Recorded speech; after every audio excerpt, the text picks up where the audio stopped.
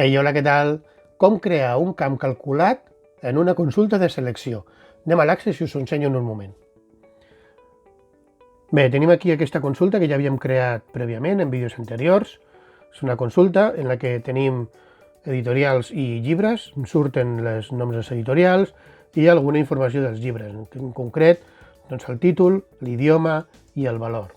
Doncs anem a crear un... Això és el valor, imagineu-vos que és el preu de compra del llibre, o alguna cosa així, i anem a veure com es faria un nou valor del llibre, que sigui pujat un 20%, per exemple. Llavors necessitaríem eixamplar això una miqueta, i aquí posaríem primer el valor del nou camp, que seria, jo què sé, nou valor, 2 punts, i llavors l'operació. I l'operació serà el valor del llibre incrementat un 20%.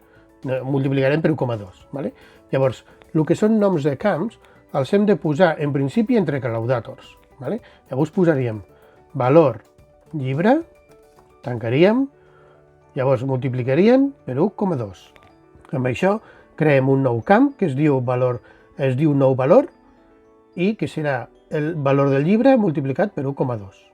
Per exemple, si li voleu posar això, 1,21, i així li sumeu un IVA en cas que els llibres o l'article que es fos tingués un 21% d'IVA.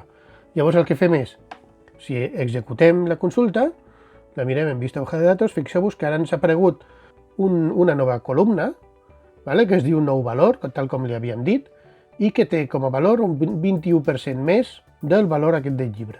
Si hem de sumar, es suma, si hem de restar, el que sigui. Així és com es crea un camp calculat, no té res més. El nom del nou camp calculat, 2 punts, i llavors l'operació que vulguem fer. Si volem utilitzar un camp que ja tinguéssim per aquí, però tindríem nou valor, el nom del camp sempre entre claudàtors, i llavors l'operació que vulguem, per 1,21 o restar-li un 10% o el que vulgueu, d'acord? I ja està, és així com es crea un camp calculat, Vinga, adeu, ens veiem en el proper vídeo.